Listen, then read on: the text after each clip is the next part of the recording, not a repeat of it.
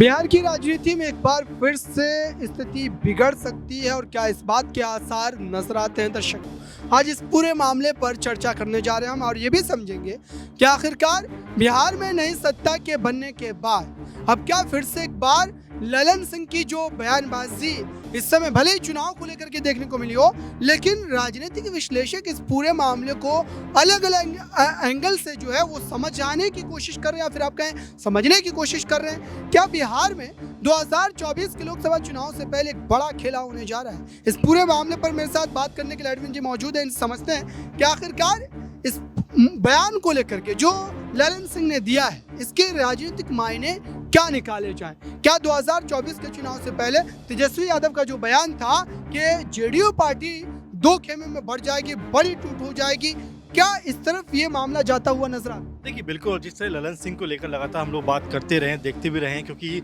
उनका जो रुख है वो कभी भी ऐसा लगा नहीं कि जेडीयू के साथ में वो नज़र आते हैं। कई बार उनके जो विचार होते हैं या जो उनके बयान होते हैं वो पार्टी से बिल्कुल अलग नज़र आते हैं। तो यही कयास लगते हैं कि क्या ललन सिंह जो है वो अब पार्टी के बीच में दो हिस्सों में कहीं ना कहीं बंटवारा होने वाला है। क्योंकि आपने देखा होगा कि जब तेजस्वी के साथ में उनकी तस्वीर वायरल हुई थी, उसके बाद जो आपाधापी में तुरंत नीतीश कुमार ने उनको अध्यक्ष पद से हटा दिया, उसके बाद से ही सारा का सारा मामला ये देखने को मिला कि क्या ललन सिंह जो है अपनी पार्टी से बगावत करने वाले थे। तो अगर ऐसा है तो क्या अब जिस तरह की जल्दबाजी में वो दिख रहे हैं कि चुनाव इस तरह से कराना चाहिए, इतने चरणों में कराना चाहिए, ऐसा होना चाहिए, वैसा होना चाहिए, क्या उनको ये अंदाज़ा हो गया है कि पार्टी जो है मुझे टिकट नहीं देने वाली है? क्योंकि अबरार खबर ये भी आ रही है कि उनकी पत्नी को उनकी जगह पर टिकट मिल सकता है। तो ऐसे में उनके लिए क्या जो स्थिति है बिहार में, खासकर जिस तरह से उनका जो वर्चस्व रहा है जेडीयू के अंदर, क्या वो अब खत्म होता हुआ चला जा रहा है? और क्या नीतीश कुमार ने अब ये माना जाए कि उनको पूरी तरह से साइडलाइन कर दिया? अगर पूरी तरह से साइडलाइन कर दिया अबरार, तो आने वाले वक्त में, आने वाले दिनों में आप ये ज़रूर देखेंगे कि जेडीयू के अंदर एक लड़ाई जो है वो बड़ी विकट तौर पर दिखाई देने वाली है। बिल्कुल, इस पूरे मामले को लेकर के दर्शकों आइए आपको ललन सिंह का वो बयान सुनवाते हैं जिस बयान में उन्होंने कई सारी बातें कही है और इसको लेकर के इस वक्त राजनीतिक घमासान शुरू हो गया है। देखिए पहले इस रिपोर्ट। मुख्य तौर पर हम लोगों ने 3 सुझाव दिए हैं चुनाव आयोग को। पहला सुझाव हम लोगों ने दिया है कि बिहार में 7 फेज में चुनाव होने से चुनाव जो उम्मीदवार है चुनाव लड़ने वाले उन पर अधिक खर्च का बोझ पड़ता है, इसलिए कि लंबे समय तक उनको चुनाव प्रचार करना है। दूसरा, उम्मीदवार और नेताओं को भी चुनाव के प्रचार में गर्मी के दिनों में काफी परेशानी का सामना करना होता है, इसलिए अधिकतम 3 फेज में चुनाव कराया जाए। दूसरा सुझाव हम लोगों ने दिया है और बाकी फोर्स के बारे में और सब बाकी चीजों के बारे में, लेकिन मुख्य तौर पर हम लोगों ने चुनाव फेज दिया। तो आपने देखा दर्शकों, आखिरकार तेजस्वी यादव का वो बयान सत्ता खोने के बाद जो दिया गया था और उस बयान के बाद ही ये चर्चाएं शुरू हो गई थी कि फ्लोर टेस्ट में नीतीश कुमार जो है वो विफल हो जाएंगे, सफल नहीं हो पाएंगे।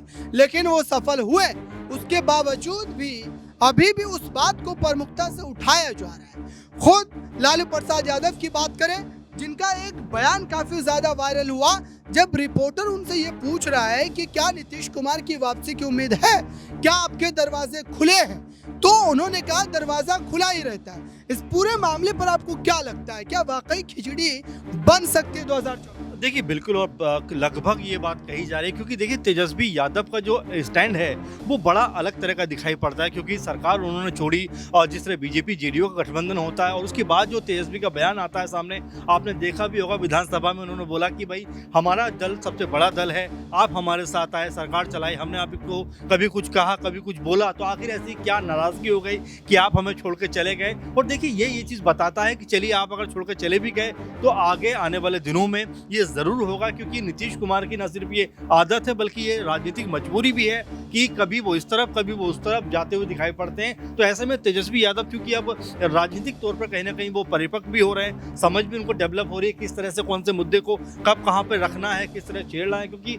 सामने लोकसभा चुनाव है। ऐसे में आपने एक चीज़ और भी गौर की होगी कि अभी तक नीतीश कुमार के खिलाफ तेजस्वी ने कोई भी आक्रामक बयान दिया नहीं है। उन्होंने तो ये तक कहा कि भाई हमारे बीच में इतनी अच्छी जो है कह सकते हैं कि तालमेल था, सब कुछ बेहतर चल रहा था, तो आखिर आप अगर जाना था आपको तो मुझसे बोल दिए होते। तो ये जो सारी बातें इस तरफ इशारा करती हैं कि वो अपने संबंध जो है, ताल्लुकात जो हैं वो बिल्कुल भी ख़राब नहीं करना चाहते हैं, क्योंकि कई बार ये बात कही जाती है, आपने देखा भी होगा कि गोपाल मंडल ये बात कहते रहे कि भाई 2024 निकलने दीजिए, उसके बाद देखेंगे, यानी चुनाव निकलने दीजिए, उसके बाद देखेंगे कि हमारा गठबंधन रहेगा या नहीं, ये बात की बात है। तो ऐसे में कहीं ना कहीं जो संभावना है अबरार वो नजर आती है कि हो सकता है आने वाले दिनों में अगर बीजेपी जेडीयू में कोई कहीं गड़बड़ी नजर आए तो वहां पर तेजस्वी एक बार फिर से नीतीश कुमार के साथ मिलकर सरकार वहां पर बनाते हुए नजर आ जाए। इस पूरे मामले से जुड़ा हुआ तेजस्वी यादव का वो बयान हालांकि पुराना है, लेकिन राजनीतिक तौर पर अभी जो एक परिस्थिति बनी है उस पर बिल्कुल फिट बैठता है और आपको इस बयान को जो है एक बार जरूर सुनना चाहिए। देखिए इस रिपोर्ट। मार दी। देखिए, नीतीश कुमार जी पहले भी आदरणीय थे, अभी भी हैं और आगे भी रहेंगे। और हम लोगों का तो मुद्दा था कि रोज़गार मिले, नौकरियां मिले, निवेश बिहार में आए, बिहार का विकास हो, ये हम लोगों का मुद्दा रहा है। और आप लोग सब लोग जान रहे हैं कि आज हमने सुना है कि क्रेडिट लेने की बात उन्होंने कही है, तो कोई क्रेडिट क्यों ना ले।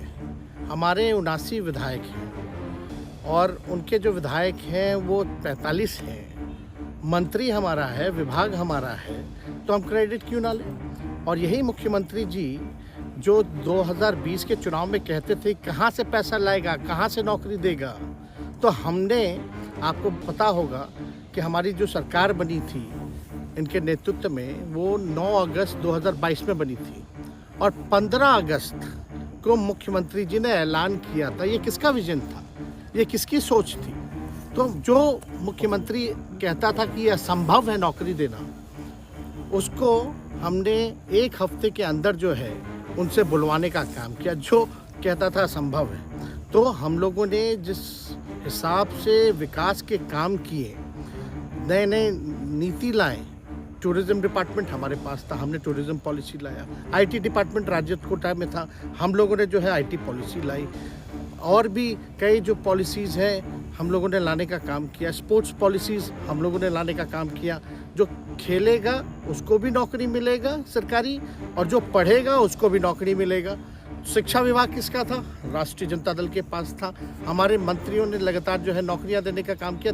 और ये 17 महीने में जो काम हुआ है, ऐतिहासिक काम हुआ है, जो आज तक पूरे देश में नहीं हुआ है। और ये भाजपा और नीतीश जी की तो सरकार 17 साल भी रहे, तो 17 साल बनाम 17 महीने। तो आपने देखा दर्शकों, आखिरकार इस वक्त बिहार में फिर से एक बार ये राजनीतिक माहौल क्यों गरमा रहा है। एक छोटा सा जो है सवाल रहेगा कि क्या इसको लेकर के अब जो इस समय नीतीश कुमार के पाला बदलने के बाद लालू प्रसाद यादव आरजेडी कांग्रेस के लिए कितना स्पेस इस समय बिहार में नजर आता है। देखिए, बिल्कुल आरजेडी की आप बात करें, देखिए अभी भी सबसे बड़ा दल वो है, लेकिन हाँ लोकसभा चुनाव की अगर बात करें तो यहाँ पर जो तेजस्वी हैं, जिस तरह से आज उन्होंने जन विश्वास यात्रा की शुरुआत भी की है, वो एक माहौल तो बनाना चाहते हैं कि आरजेडी को, क्योंकि 2019 में एक भी सीट नहीं मिली, तो ऐसे में वो चाहेंगे कि लोकसभा चुनाव में कम से कम 5-10 सीटें जो है वो आरजेडी को मिले और यहाँ पर ताकत जो है उनकी वो बढ़ती हुई नजर आए, क्योंकि विधानसभा में तो आपका प्रदर्शन बेहतर रहा। ऐसे में क्या उन सीटों को आप जो है लोकसभा में कन्वर्ट कर पाएंगे, ये अपने आप में बड़ा सवाल है। और क्या जो तेजस्वी यादव हैं, क्या वो इसमें आगे सफल रह पाएंगे, क्योंकि चिराग पासवान का भी, अगर अबरार हम कहें कि चिराग पासवान का भी साथ उनको मिलता हुआ नजर आ रहा है। चिराग पासवान ने कहा है कि भाई जिस तरह से वो यात्रा निकाल रहे हैं बिल्कुल निकाली जानी चाहिए, लोगों से मिलना चाहिए, और ये बेहतर है बिहार के लिए कि लोगों की समस्याओं को आप जो है लोगों के बीच में जाकर जो है समझें, जाने। तो इससे स्पष्ट होता है कि आने वाले दिनों में जेडीयू के साथ साथ में जो हम कह रहे हैं कि रामविलास पासवान के जो बेटे हैं चिराग पासवान, वो भी एक बड़ा खेल यहाँ पे करते हुए नजर आ सकते हैं। बिल्कुल ये स्थिति बन रही है और इस रिपोर्ट के माध्यम से मैंने वो तमाम बातें आपको बताने की कोशिश की। अब देखते हैं कि आने वाले कुछ महीनों में, कुछ दिनों में बिहार में क्या कोई बड़ी राजनीतिक घटना घटने वाली है। इस खास रिपोर्ट में बस इतना ही। जुड़े रहें बड़ी खबरों के लिए नेक्स्ट 9 न्यूज़ के साथ।